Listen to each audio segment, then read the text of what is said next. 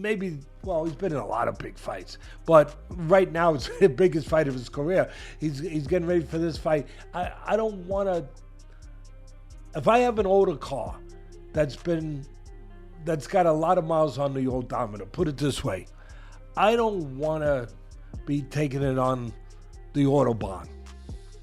I don't want to take it for long drives at a high speed.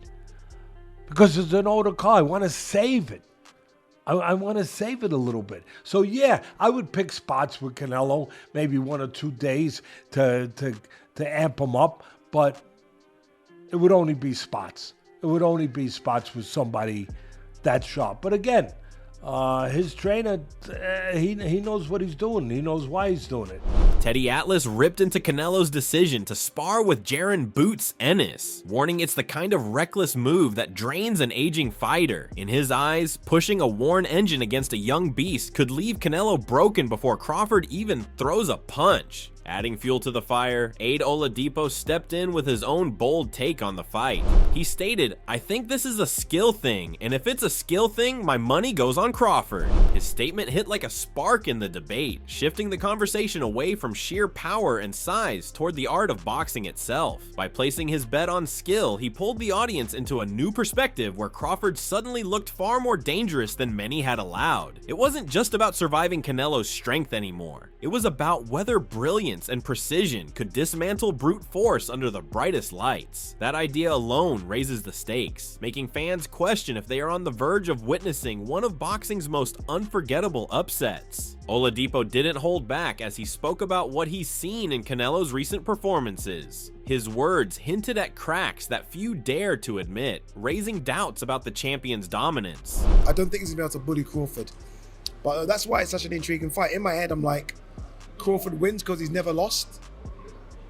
But in my head, I'm also thinking Canelo will step up because that's kind of what Canelo does. That observation changes the whole conversation. If the king of Mexican boxing has truly lost a step, then Crawford's chances suddenly look even more real. It's no longer just about size versus skill. It becomes a question of whether Canelo can still perform at the level the world expects. Fans are left torn between believing in the legend or preparing for a shocking fall. The tension only grows as every expert voice adds more fuel to the fire of this looming showdown. Oladipo then pulled no punches, pointing out the decline in both fighters with an honesty that cut through the hype. His words made the fight sound less like a battle of prime warriors and more like a test of who still has the most left in the tank. He is not that guy. Like, Canelo isn't that, and you shouldn't be that guy. It's a tough fight, but that Canelo doesn't exist anymore. But I will say that I don't think the Crawford that fought Errol exists anymore. And I can only go off Majimov. And Majimov, he looked a bit slower against Majimov. He looked a bit more fleshier. So both of them have slipped. It's a case of who's slipped the most and who's got more left. Crawford's probably got more in the tank because he fights once a year. He's a part-time fighter. Whereas Canelo at least gives you twice, but Crawford's a bit older, 38. But yeah, look, Canelo's still a pound for pounder. But the Canelo I watched in that Golovkin one fight was pound for pound #1. Now he's maybe 7 or 8, so he's still very, very good, but he's not that guy anymore. That shift in tone changes everything. Instead of a simple clash of skill and power, the fight becomes a race against time, where age and wear start to creep in as silent opponents. Suddenly, the question isn't only about who's better, it's about who has slipped less, who can summon that last spark when it matters most. Both men have legendary careers, but legends fade, and the tension builds around which one will fade first. For fans, that possibility only heightens the drama of what's to come. He didn't stop there. Oladipo dug even deeper, comparing past battles and laying bare the contrasting paths that brought both fighters to this point. His reflections highlighted just how unpredictable this showdown really is. It's the Bivol one. But again, Bivol was able to kind of really push Canelo back and get him on the ropes and punches and bunches. I just don't see Crawford doing that. A lot bigger than Canelo. So maybe that is the game that Crawford's trying to do. Look, Crawford's legs have slowed a little bit as well, you know. Again, this is not discrediting them. They're going to Crawford's 38. That's a long career, man. Canelo's had a 20-year career. These guys are slowing down. I think Crawford's just got to be who he is. So that means you box. When it comes to a fight, you have a fight, and you don't get bullied. I've never seen Crawford get bullied. And that's what Canelo likes to try to do to you, bully you. I don't think he's going to be able to bully Crawford. But that's why it's such an intriguing fight. In my head, I'm like, Crawford wins because he's never lost.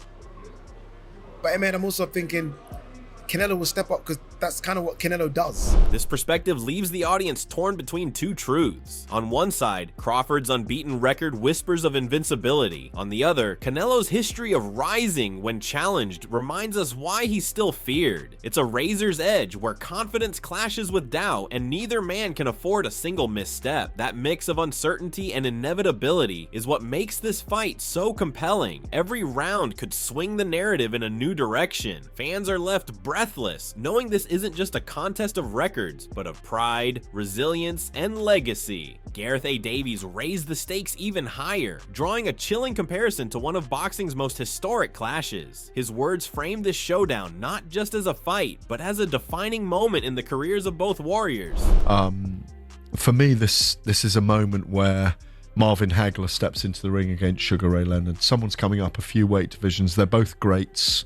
They're both going to go on to be all-time greats, and we are going to have a classic fight on our hands. My question at the moment is, who's been winning the mental battles in the build-up? Because I think it's seesawed a little bit. I loved the Canelo moment of saying to Terence Crawford, and this was before the press conference week, a series of press conferences, who have you fought who's truly elite?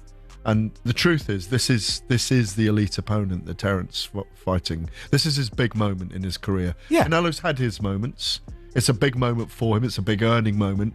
But this is the moment for Terence to stamp himself as an all-time great. That perspective transforms the narrative into something much larger than titles or weight divisions. It becomes a battle for immortality. The mind games outside the ring now carry just as much weight as the punches inside it, with each press conference moment adding fuel to the fire. For Canelo, it's about defending a legacy built over decades. For Crawford, it's about proving he belongs among the sport's all-time greats. The question looms over every fan's mind: who will win the psychological war before the first bell even rings? Adam Catterall jumped in with his own perspective, balancing respect for Canelo's legacy with admiration for Crawford's unique brilliance. His breakdown reminded everyone why this matchup feels unlike anything we've seen in years. Yeah, I think it's in stone that Canelo's already achieved that. The levels that he's gone through, the weights that he's gone through, and the opponents that he has been in with, he's come up short against a couple.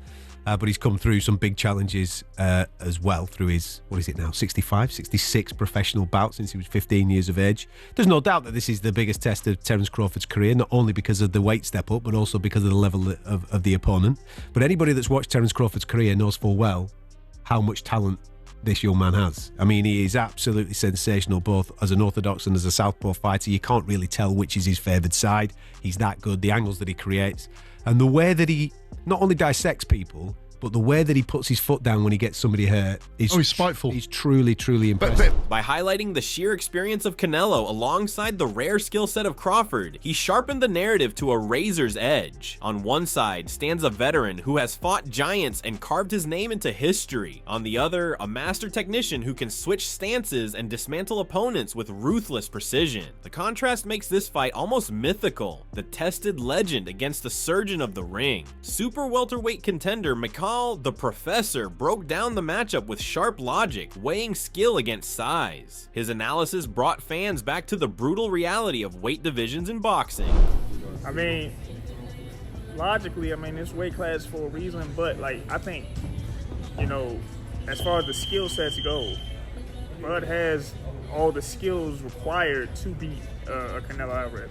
I think he still has more bounce in his feet than Canelo's always been kind of flat-footed. Crawford has more bounce in his feet. He's a good counter puncher. He has a good jab. He has all the things that's required to be. And the only thing that's playing against him, in my opinion, is just the weight class. And my whole thing is, it's weight class for a reason. It's hard to fight against that. His perspective cuts straight to the heart of the debate. While Crawford may have the sharper tools, the quicker feet, and the better counters, stepping up in weight brings dangers that skill alone can't erase. Every jab and every counter will have to carry twice the weight of expectation, and that gamble makes this fight even more unpredictable. For the first time, fans are forced to wonder if Crawford's brilliance can truly overcome the raw physics of the sport. In another moment, Michael shifted from analysis to emotion, revealing where his heart truly lies. His words carried the weight of history, respect, and raw admiration for Crawford's journey. All in all, my heart is rooting with Crawford. You know what I mean? This talks about, like, I read everything everybody talk about he's scared. I'm like, I don't think anybody that got shot in the head and drove themselves to the hospital is scared of any man born a woman. You know what I mean? So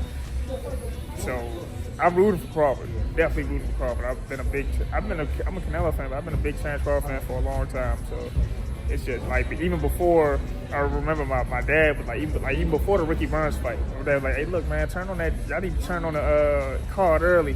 Turn the card on early, man. Watch this dude, Terence Crawford. And he was boxing, switch hitting, and things like that. I was like, dude, nice. You know what I mean? And I've been a fan since. And then when he bust through with Gamboa, and then he like started becoming a star. On HBO. Watched all that. Yeah. I watched all that. I watched I watched Canelo too, but it's just Crawford, that dude mean.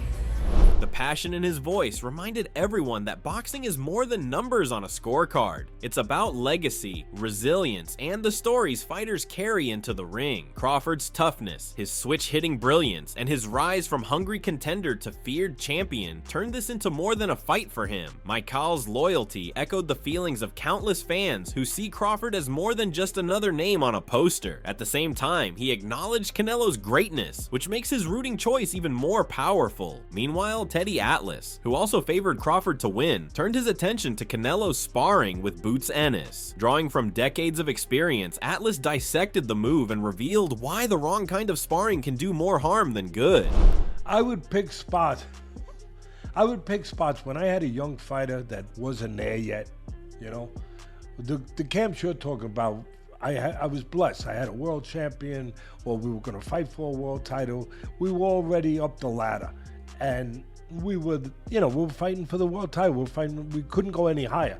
But when I had guys at Gleason's gym years and years ago, of course, and I was bringing them up, and they were a young prospect, and I wanted them to get experience, wanted them to get confidence. I would pick spots. And put them in with a known fighter, a top fighter, as long as I thought my guy could handle a couple rounds with him.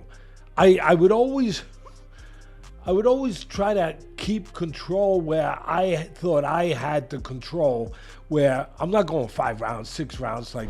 Atlas's method was built on control. He only matched his fighters against tougher opponents when the timing was right, ensuring they left the gym sharper, not broken. For him, throwing a fighter into unnecessary danger was never smart, especially in the build-up to a world title fight. That's why putting Canelo in with Boots feels like a dangerous gamble, one that could leave him drained before fight night. The suspense hangs heavy. Is this strategy sharpening the blade or chipping away at it? Atlas doubled down, describing why he often limited sparring rounds with stars and avoided needless gym wars. His focus was always on saving energy for the stage that really mattered. I would later on when they got to a certain level, I'd go 2 or 3 rounds. And not all the pros that were there wanted to go only 2 or 3. They were just warming up after 2 or 3. But I would, if I could get my way, and I got my way, otherwise I wouldn't do it. I would say, okay, I knew a guy was coming in town, top name, top fighter. And I thought my guy was at the point where he could be okay for 2 or 3 rounds. Plus, I wanted to know the temperament of that guy, that star, that top fighter. If he had the temperament that he looked to take guys' heads off just to do it because he was that temperament, no, I'm not going in there with him. I'm not doing that. But if I thought it was the kind of guy that we could work with in the right way, I would do it. He knew that champions don't prove themselves behind closed doors. They prove themselves under the lights. Forcing too many rounds against top-level opponents in sparring risked stealing a fighter's edge before it could shine in the ring.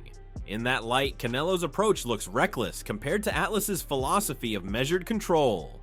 Crawford, meanwhile, walks into the fight fresher and less battered. That difference, Atlas suggested, could tilt the fight toward the smaller man. He even recalled tailoring entire fight plans in sparring, showing how preparation should always serve strategy, not ego. To him, gym wars were a distraction from the true goal. You know what? There was a fight I was getting a guy ready for, and I was worried about the first couple rounds. So I said, when the bell rings, I want you to rush out of the corner and go right after him. And I was, obviously I had my guy ready because we were getting ready for that kind of fight plan, for the possibility that the opponent would come out that way. So I wouldn't look to get a boots Ennis. I mean, nothing wrong with that's what they want. That's fine. And I get it, the style, the size, the length. I understand. It's not a bad pick from that point of view. But for me, again, I never go down that road because I got my guy getting ready for a fight. I don't want to leave it in the gym. I don't want to get into that kind of war in the gym. No, I want to have control of all aspects of what the hell I'm doing in the gym to get ready for one night.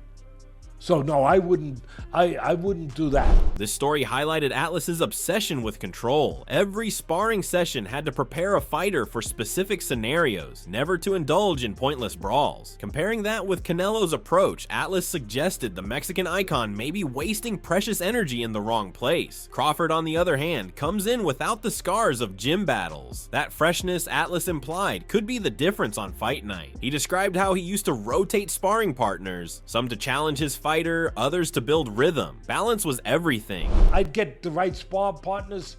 If I thought I had a guy, I'd get guys that my guy could work with, and if he was having an off day, he could kind of, have his way and do what he wanted with the guy. I'd have one of them. I'd probably have 3 guys, sometimes 4, depending on where we were at, with the calendar when the fight was coming up. But I'd have one guy where my guy could do what he wanted in a certain way. I have another guy that would test my guy a little bit. So on those days, I might put that guy in 2 rounds. And if I'm doing 8 rounds that day, the other guys are doing the other 6. I would pick and choose. I knew what I had, and I knew what I wanted, and I knew where I wanted to go and get to. This philosophy revealed Atlas's skill as a strategist. By mixing levels of opposition, he kept his fighters sharp without wearing them down. In his view, training camps are built like puzzles. Every piece must fit perfectly. With Canelo pushing himself against one of the sharpest young fighters alive, Atlas questioned whether that balance was being lost. If Crawford's camp had been smarter, he could have arrived with the perfect edge at the perfect time. Atlas did acknowledge Canelo's longtime trainer, praising his experience, but he made clear that his own philosophy was different. For him, too many gym wars with an aging fighter were simply a mistake. Obviously, Canelo's trainer been with him a long time. He's a hell of a trainer. Obviously, they know why they're doing it. They know what the heck they're doing. I'm not debating that. I'm not disputing. For me, everyone has their own, thoughts in anything they do, and in this specific business, that's my thought. I don't think that I would want too many highly, put it this way, I'll get right to the point. I wouldn't want wars with my guy who's been in 65 fights or 60 whatever, and is at that, 34 years old and getting ready for, he's been in a lot of big fights. He compared it to driving an old car, one with miles already on the engine. You don't slam the accelerator and expect it to survive the trip. For Atlas, saving every ounce of energy for the fight night was the smartest path, and that's why he favored Crawford. The younger, fresher car, less beaten down by time and gym wars. Fans are left holding their breath, wondering if Canelo has already burned too much fuel before the opening bell. Atlas then shifted gears, connecting the fight to boxing's timeless story, when great smaller men have toppled giants. With a sly grin, he hinted that history might be about to repeat itself. I think will be great. Smaller fighters who beat bigger fighters. I think it goes obviously perfectly with the Canelo Crawford fight coming up. So we like to try to fit things in there that make sense. That makes sense. It just makes sense to do, great small fighters that fought great big fighters but won. Because I happen to think that don't tell anybody, but we don't want to let it out of the bag yet. But I think the smaller guy's going to win in this one. But keep that to yourselves. Keep that to yourselves. Because I know that there's going to be a few of my beautiful Mexican brothers and sisters that are going to probably be arguing with that. His words carried both respect and rebellion, daring to suggest that Crawford could be the one to pull off the impossible. By framing it through the lens of past upsets, Atlas reminded fans that size has never been an unbreakable shield in boxing. It's always been the sharper mind, the cleaner skill, and the bigger heart that define victory. And in this case, he made it clear, and quietly but firmly, that his bet lies with the smaller man. That whisper of prediction adds fire to the buildup, setting the stage for a potential classic. However, Tim Bradley also stressed just how crucial sparring becomes in the final stretch before a big fight. His warning carried the weight of someone who's been in that very position before. Sparring is probably the most important thing during this time, Sparring partners, you got to be careful. The next week is the fight. So when you in there sparring, you got to be cautious, you got to be on your P's and Q's, right? But the sparring partners you have is important too, because they can't be beating you up. Not this week. Can't be beating you up this week, 1. 2, you got to be careful because cuts. You can get cut, elbow, if it starts getting rough in there. Elbows and things are getting thrown. You got to be cautious, man. So sparring partners, they got to know their job. But at the same time, they can't hurt the champ. They can't hurt the champ, man. They got to do the best job they possibly can without hurting the champ. But yeah, it's basically, going over the game plan inside the ring. While you're sparring, you're staying sharp inside the ring, you being the champion, going into the fight, you're staying sharp, you're working on everything that, you expecting that's going to happen in the fight. There's a possibility it's going to happen in the fight. Bradley's words revealed the thin line fighters walk so close to fight night. The wrong sparring partner, one stray elbow, or one careless exchange could ruin months of preparation in an instant. For him, sparring wasn't just about staying sharp, it was about protecting the champion from unnecessary risks. Every round had to sharpen skills without stealing health or confidence. That level of caution, Bradley suggested, could make all the difference in a fight as dangerous as Canelo versus Crawford. He then pulled back the curtain on how he used to prepare, even putting cash bounties on punches to keep sparring partners disciplined. It was a glimpse into his old school but clever methods. So like for instance, Terence Crawford, he got to get ready for that left hook, making sure the sparring partners are throwing those left hooks at him, you might even get a little, hey, you land a left hook, you might even get a little bonus. Every left hook you land on him, You never know. That's what I used to do. Shoot. $100 for every right hand you land. Especially if my opponent is good with his right hand, $100. Because that's going to make me disciplined. It hurts when they hit their pockets. It hurts. You're going to be disciplined. You definitely going to be disciplined if you paying.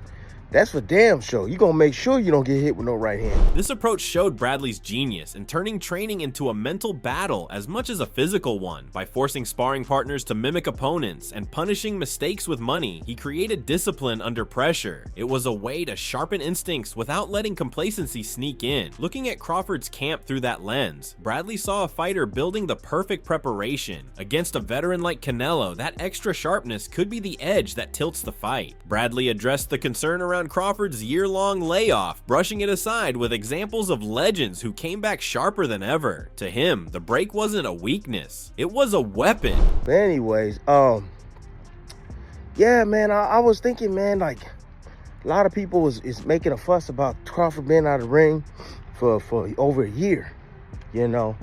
I'm not putting too much stock into that, man. I'm not really, Floyd Mayweather's came back from after a year. Shoot, I remember John Jones, 3 years out of the game. And I know it's a different sport, but it's still combat sports. 3 years out of the game, came back, faced the champion, beat him, beat the champion. Crawford took the time to really build his body up, man. the way he needed to build it up. And I like his build because just looking at pictures and stuff like that, man, he put a lot of the weight on his legs. You know, that's gonna help with stability. That's gonna help with punching power. It's gonna help with his ability to be able to take a shot too. You know, he get razzled and dazzled in there from one of them big shots from Canelo.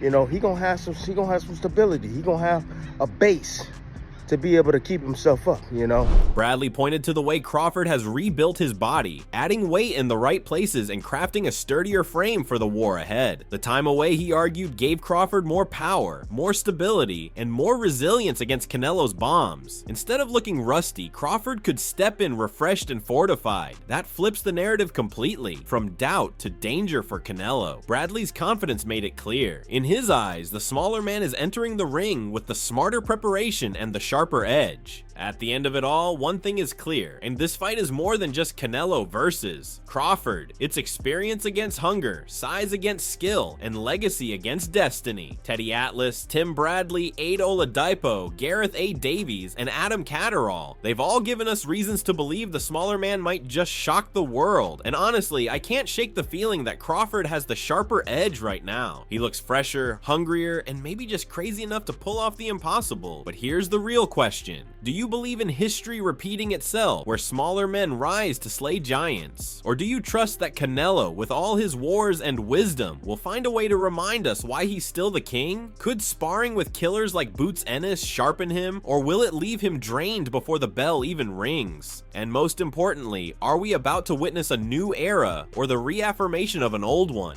Drop your thoughts in the comments below. We want to hear every prediction, every take. And don't forget to hit that subscribe button and stay tuned for more breakdowns, more debates, and more moments that bring the fight world to life.